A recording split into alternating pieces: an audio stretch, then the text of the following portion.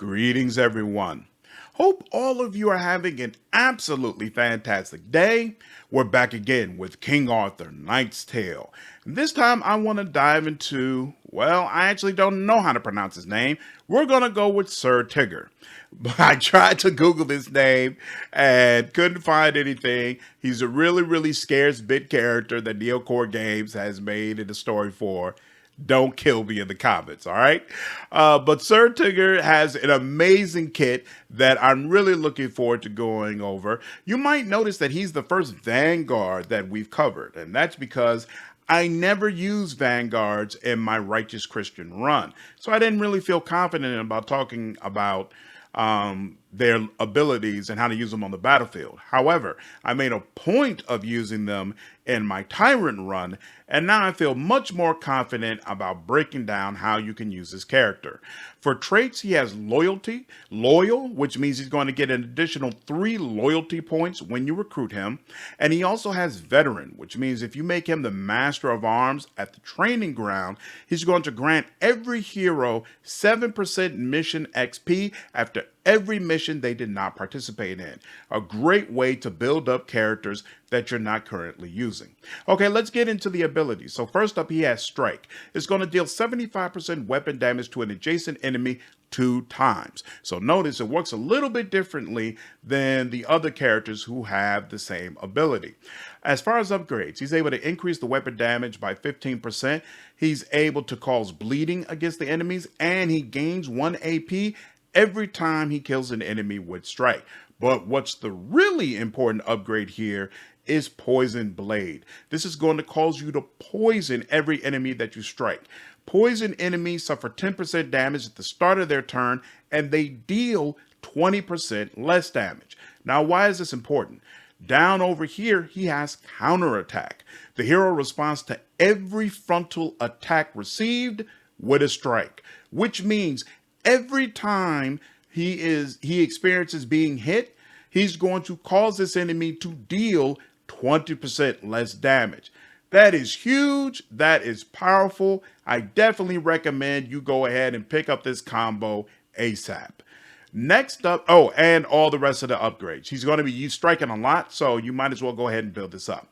Next up is Jump, which allows him to jump to a target tile. In addition, you can reduce the cooldown for Jump. You can reduce the AP cost.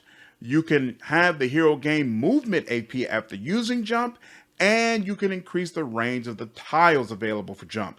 Absolutely highly recommend you go ahead and take this talent. He's going to, like the rest of the characters, do his best damage when he's attacking from the back, but that gets more and more true as you start picking up the later abilities. So might as well go ahead and pick it up now and get used to properly positioning yourself so you understand how to make the most out of his later talents. Next up is Bear Trap, which is going to allow you to place a trap on an empty tile. And if an enemy enters that tile, it's going to do 100 weapon damage against the enemy and cause slow for 1 turn. The hero can have a maximum number of 5 traps at this time, but that number changes over time. In addition, as far as upgrades, you can cause enemies to bleed. You can reduce the triggering unit's AP by 2. You can reduce the AP cost of Bear Trap, and you can cause it to deal 15% more weapon damage. Me personally, I don't like traps. The whole idea is that, well, at least with Bear Trap, it has a very low AP cost. So you can do melee attacks and then still have 1 or 2 points left over for you to throw out a Bear Trap and potentially do more damage.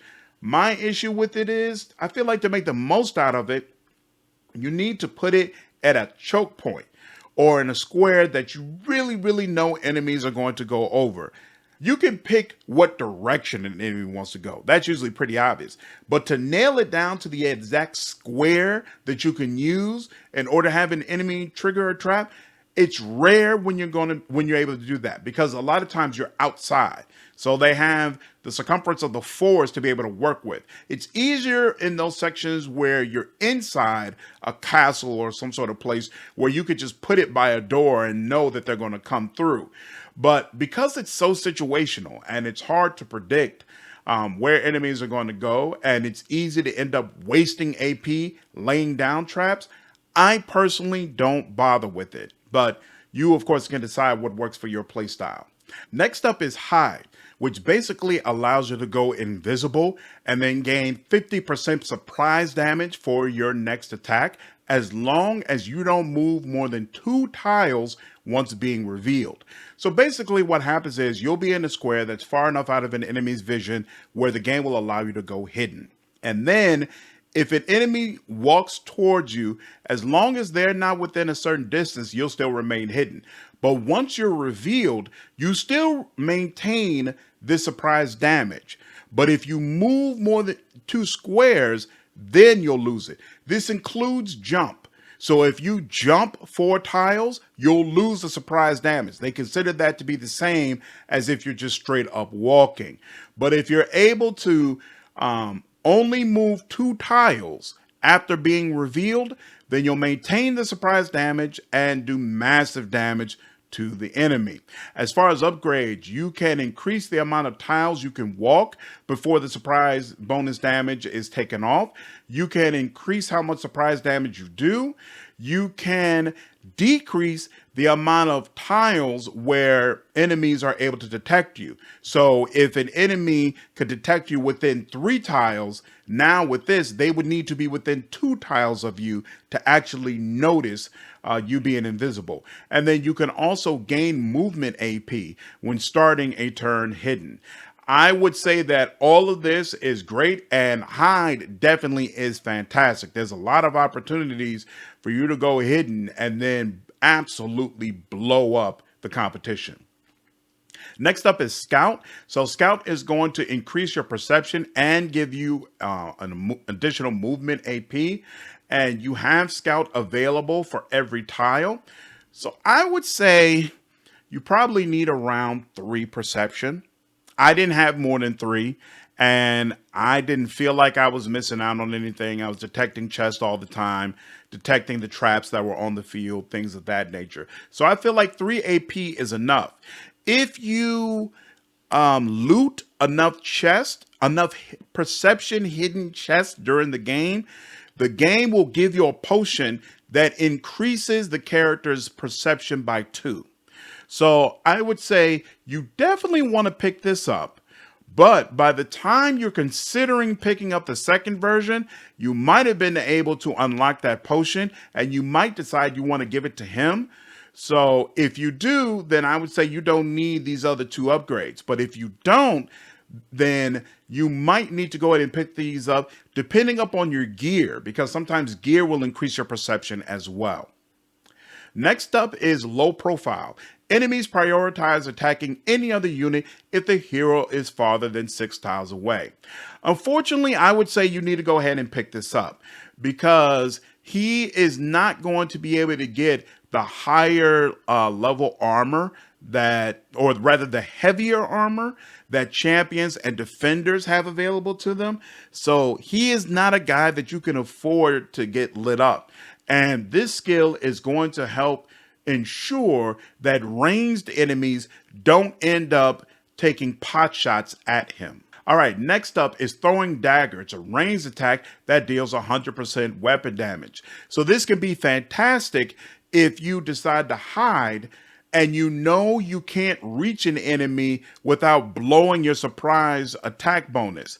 Instead of doing a melee attack, you could use your surprise attack bonus by throwing daggers instead. Upgrades allow you to increase the amount of tiles the daggers can be thrown, increase the weapon damage. It'll allow you to target an additional unit, and the second unit will suffer 50% less weapon damage. And finally, it causes poison, which is going to do some damage, but then lower the amount of damage that character is able to do by 20%. Me personally, I would say all these upgrades are worth it because even with poison, I know again, like bleeding, it doesn't work a lot against a lot of the early game enemies. But I feel like just being able to throw a dagger at a boss character and reduce their damage by 20% for 2 turns is a monster ability to have. From a support standpoint, even if you're the one far away dealing with other softer targets. Just being able to do that to me is worth getting this skill and getting poison. And for sure, Sir Mordred is going to appreciate this. So yeah, pick all of it up. Next is Gas Trap. Places a hidden gas trap on an empty tile. The trap triggers when an enemy enters this tile or an adjacent tile, dealing 100% weapon damage to every unit within a 3x3 tile range. And the cloud lasts for 2 turns. So obviously this is a way to heavily impact a wide range of enemies depending upon how they're placed on the battlefield. Again, me personally, I don't like traps. I don't use traps. And remember that considering the massive range this trap has, my assumption would be that you need to keep your party members away from it as well, which means tactically you have to be careful about where you place it. I'm just not a trap guy, so I ignore it. For upgrades, you can get it to poison enemies, you can get it to weaken enemies, you can get it to slow enemies, and enemies in this cloud will lose armor. So obviously it's very, very powerful, but again, not my personal playstyle, so you can make a decision about whether or not it works for you. Next up is Master of Traps. You can probably guess how I feel about this. So it gives you a +1 tile range for traps. The hero deactivates discovered enemy traps by stepping on them and loses AP for each trap deactivated. This is kind of cool. There's definitely been some times where I've sent the scout out and ended up stepping on a trap and it did HP damage or something of that sort. And I'd rather lose AP than HP, to be frank. You can increase the weapon damage for traps, the time duration for their DOT effects, and you can increase how many active traps a hero can have out at one time. So, I'm sorry, I forgot to mention, because the AP cost is so small, that's why they allow you to have more than one trap. So it is possible to kind of carpet bomb an area with the bear traps, but with the gas traps, it has an AP cost of 6, so it's not possible to do with it. But if an enemy triggers it, it's going to cover a 3x3 area. So a lot better chance that you're going to be able to impact enemies. Again, I ignore this, and so I certainly ignore Master of Traps. Next up is Robust. It's going to give him an additional 10% vitality and 10% HP. I personally don't bother with this. I just accept, hey, he's going to be a glass cannon. He's somebody that I just don't want it to get hit in any way, shape, form, or fashion. And this is why we have the low profile to help ensure that you don't take those ranged hits. And it's also why you're going to lower the damage of everyone who attacks this character, because you simply don't want this character taking too many hits. And of course, there's another scout if you wanted it. Quick note before we get into the last tile. If you enjoyed this video, I would really appreciate you hitting the like button. I use this information to help determine what my channel wants to see, and it helps my video spread to more people. I really appreciate all of the support. Okay, let's start getting into the monster abilities that this man has available. First up is Jumping Attack. Jumps to the target and deals 150% weapon damage, then jumps back to the starting position. This is absolutely fantastic because a lot of times he's going to be positioned out of the way and somewhere where you can feel relatively sure he can stay hidden and safe. And so he's going to jump out, do solid damage of the ability, and then of course you stack the surprise damage on top of it. Most times he's probably going to annihilate his foe, and then he's going to jump right back into whatever area you felt like was safest. Very, very nice. As far as upgrades, he can increase the weapon damage by 25% when he's in a surprise state. He can reduce the cooldown of the ability. He can knock back the target, and the range of Jumping Attack can be increased by 1 tile as well. So I feel like these 3 are definitely worth it. You could decide for yourself whether or not knockback makes sense. I usually don't like knockback on my frontline fighters because I want them to hold aggro. But in his particular case, I don't want him to hold aggro because I don't want him locked into a confrontation anywhere. He should only be in a confrontation when he's about to kill the enemy. Otherwise, he should be hidden, out of the way, sneaking around, doing the things he needs to do in order to keep safe. So in this particular situation, knockback might kind of make sense, but even here with jump, it's having you go back to your original starting position. So I'd almost say that knockback doesn't even make sense here, but you can decide if it fits for you. Backstab. Backstabs deal 30% additional weapon damage. So this is part of the reason why I said way up here, even though you didn't have extra things for backstabs yet, go ahead and get used to putting in the work to figure out how to get behind people, because later on down the line, it's really going to help you. And backstab is where it helps you. An additional 30% weapon damage is no joke, period. And then as far as upgrades, you can get an additional 10% weapon damage, bringing it to an additional 40% weapon damage for backstabs. You can get an additional 20% for surprise attacks if they are backstabs. And you should always be attempting to do backstabs with those surprise attacks. You can get +2 armor piercing when backstabbing and 20% vulnerability to the target. Monster setup. Pick up backstab, pick up all of its upgrades. It's well worth it for him. Next up is assassination. You get an additional 20% weapon damage against units with less than 25%. Crazy. You can also increase the weapon damage by an additional 10%, an additional 15% weapon damage if the units are bleeding or poisoned. Of course, you have easy ways in order to be able to poison enemies. And by this point in the game, even your champions are probably adding bleeding into their kit, since you're going up against a lot more enemies that are vulnerable to the status. Definitely want this. Assassination's vitality threshold is increased by 15%.